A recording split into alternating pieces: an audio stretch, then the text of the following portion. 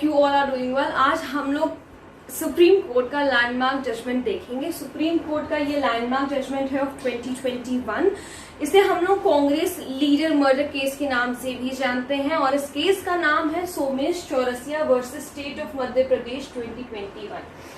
अब देखो, इसमें बहुत ध्यान से समझना है इस केस को, बहुत इंपॉर्टेंट केस है, ठीक है। तो गोविंद सिंह अक्यूज्ड है इस केस में। वो क्या करते हैं, मर्डर कमिट करते हैं देवेंद्र चौरसिया का, जो कि एक कांग्रेस लीडर थे, ठीक है।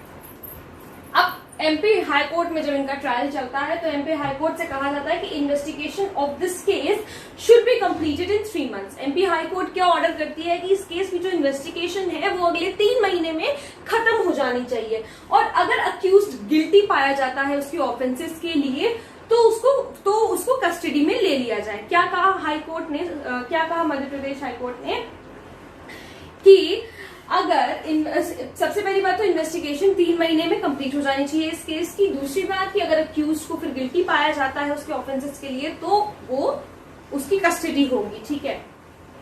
अब फिर आगे चल के क्या होता है, मध्य प्रदेश हाई कोर्ट क्या करती है, बेल ग्रांट कर देती है, लेकिन सुप्रीम कोर्ट जो है वो बेल रिजेक्ट कर देती है। ध्यान से समझिएगा, Madhya Pradesh high court, MP high court क्या करती है, वो बेल ग्रांट कर देती है, लेकिन जो सुप्रीम कोर्ट है वो बेल को रिजेक्ट कर देती है। अब बेल रिजेक्ट क्यों करती है सुप्रीम कोर्ट, ये देख लेते हैं।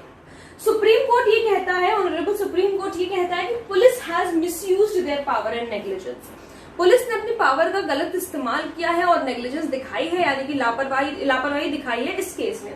दूसरी चीज, अक्यूज्ड, सुप्रीम कोर्ट ये भी कहती है कि accused already charged for 2 accused has been already charged for 2 murder cases. Already वो 2 मर्डर केसेस चल रहे थे उसके ऊपर और वो उन मर्डर केसेस की बेल पर था। वो जिस समय बेल पर था उसी वक्त उसने देवेंद्र चौरसिया का मर्डर किया, तो मतलब कैसे उसको बेल ग्रांट करी जा सकती है, इसी वजह से उन्होंने बेल रिजेक्ट कर दी।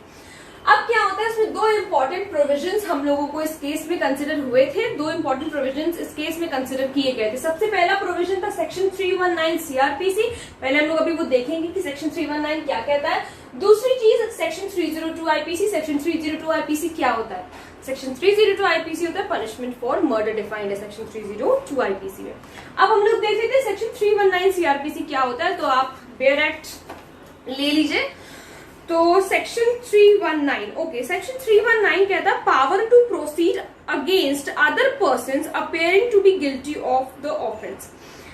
देखो, सेक्शन 319 कहता है कि सुप्रीम कोर्ट के पास ये पावर है कि वो अक्यूज के, जो मेन अक्यूज है, अगर उसके अलावा कोई व्यक्ति है जिसने कोई ऐसा ऑफेंस किया है तो वो उसका भी ट्रायल ले सकती है सुप्रीम कोर्ट। देखते हैं किसमें क्या लिखा है। Where in the course of any inquiry into or trial of an offence it appears from the evidence that any person not being the accused has committed any offense for which such person could be tried together with the accused, ठीक है।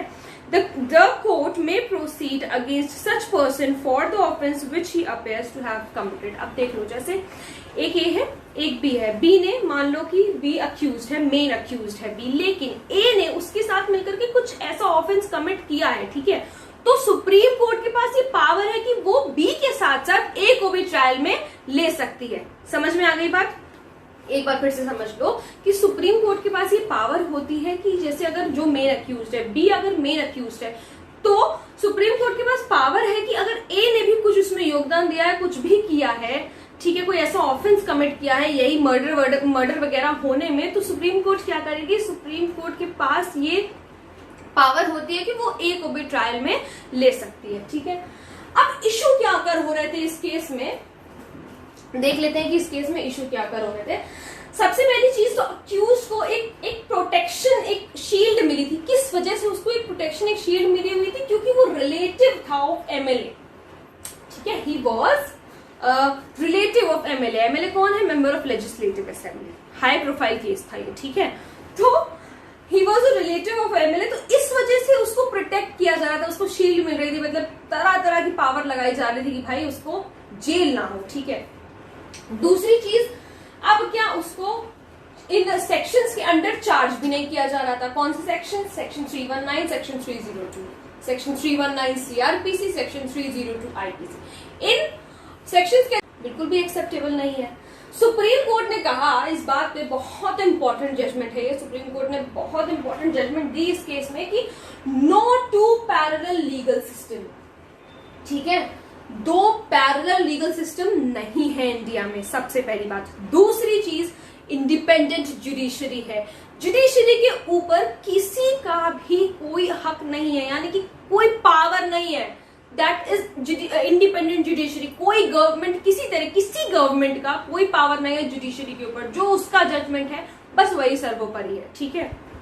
दूसरी चीज, supreme court हमेशा ensure करती है equality among rich, poor, main, women and children. चाहे वो अमीर हो, गरीब हो, सब एक समान है। लड़का हो, लड़की हो, बच्चा हो, बूढ़ा हो, कोई भी, सब एक समान है। कोई ना किसी से कम है, ना ही कोई किसी से ज्यादा है। डिस्क्रिमिनेशन किसी तरीके का नहीं है।